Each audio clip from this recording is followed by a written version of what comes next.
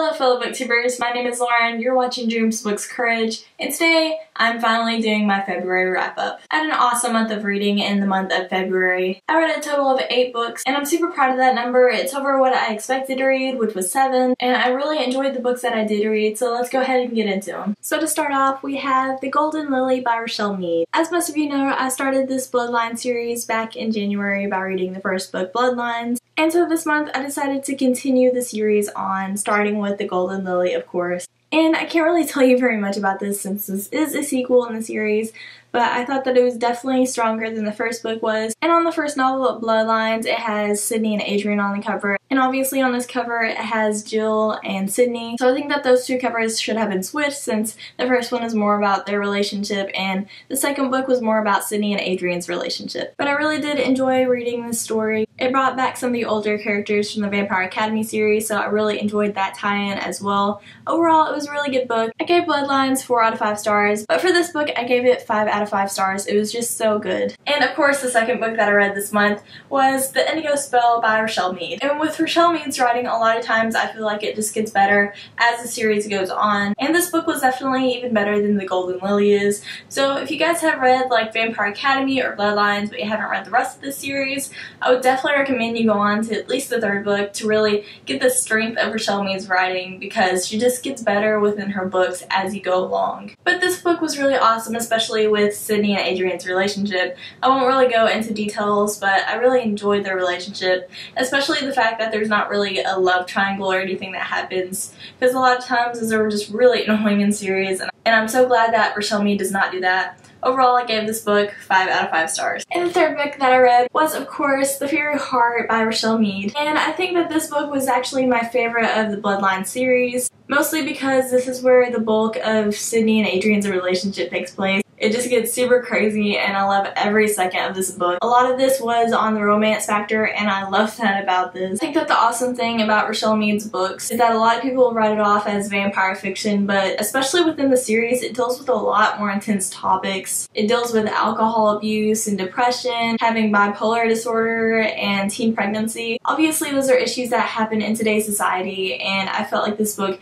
just handled all of those in a very good way. Of course, since this was my favorite book of the Bloodline series, I gave it 5 out of 5 stars. And the next book that I finished reading actually wasn't part of the Bloodline series. It was The Night Thoreau Spent in Jail by Robert E. Lee and Jerome Lawrence. And I actually read this with my English class. This is a play and it deals with Thoreau's life. For those of you who do not know, Thoreau was part of the Transcendentalist movement sort of thing, along with Emerson, and they were all for nonconformity and just staying true to who you really are. Sometimes they tend to take it to extremes, especially Thoreau. But overall, I think it's really interesting, and the things that they have written are also very interesting. Anyways, this play was all about Thoreau's life. Within the play, he is in jail the entire time, but it goes within flashbacks, other parts of his life. And I ended up giving this play 3 out of 5 stars, mostly because we were reading it as a class, and it's not like I actually saw it happening. I felt like this play just works way better as a play and not really as reading it. Although it definitely had a lot of very interesting moments, and I really enjoyed Thoreau throughout this. At times I just felt like it was confusing and I wasn't really sure what was happening, but overall this is definitely worth the read. And next, of course, I have yet another Bloodlines book, and that is Silver Shadows by Rochelle Mead, of course. And this book was probably my second favorite of the series. It was very hard for me to choose between The Fiery Heart and Silver Shadows for first. But this book is so intense. Like, I wasn't sure if I was going to make it while reading it just because it was such an intense read, and it took a complete turn from the rest of the series. This is no longer a light series by the time you hit this book. It's just very intense, and I really enjoyed that about this book. Like, every scene was crazy and you were always on your toes. It kind of reminded me of how I felt whenever I read Gone Girl, and that was a very good feeling. And so, of course, for this awesome book, I also gave it 5 out of 5 stars. And the 6th book that I finished in the month of February was, of course, the finale to the Bloodline series, which is The Ruby Circle by Rochelle Mead. This book actually just came out in February, and I know that there are a lot of mixed reviews on it, but overall, I really enjoyed reading this book, and I gave it 5 out of 5 stars. But like most people did, I felt like some parts of this were just easy closure and I didn't really agree with how everything happened. But for the most part, I really enjoyed this book. It didn't really seem like that much happened within it, but I was glad with how Rochelle Mead really ended everything. She's very good at ending her series, and hopefully we will get another series in this universe. I know a lot of people don't really like it whenever there are multiple series in the same universe, but I really enjoy it, and I think that this one definitely needs some, because at the end of the series you still feel like there are some questions that are left unanswered. So I feel like there is definitely another series in the works, and that makes me very happy. Overall, I was very happy with how Rochelle Mead ended this book, and it was a great series finale. The 7th book that I read in the month of February, I actually read throughout the month,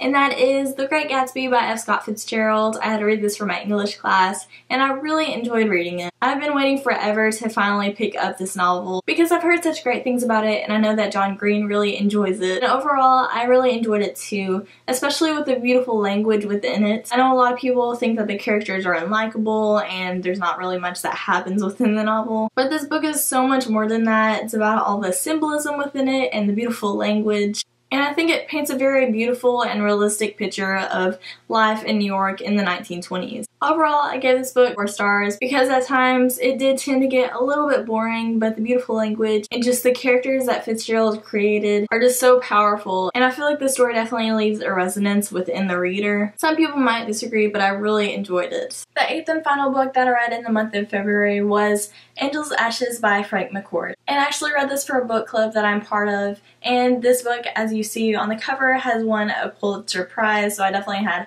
high hopes for this book, but I was also a little bit wary of reading it. Obviously, I read mostly young adult fiction, so reading a very intense adult novel was definitely a little bit out of my comfort zone, but I ended up really enjoying this book. This is a memoir of Frank McCourt's life from the time he's born to whenever he's 20, and for the most part he lives in the town of Limerick, Ireland, and he has a very sad life. His father is an alcoholic, and within this time period his mother couldn't really do anything for the family within the workforce because women weren't really seen within the workforce. So Frank's family was very poor. He watched a lot of his siblings die, and it's just a very sad story overall. I definitely felt that it taught a very powerful lesson, and it showed a very powerful story that I've never personally seen before. And also the writing within the story is so beautiful. Obviously Frank McCourt's telling it in the point of view of his younger self, and so it really seems like it is a kid's voice, but the writing is just so spectacular that you wouldn't really expect it. I loved how all of the dialogue was written, and just really everything about this overall was just a beautifully painted story, and I would definitely suggest for you guys to read this. I never really got too attached to the characters or anything, but overall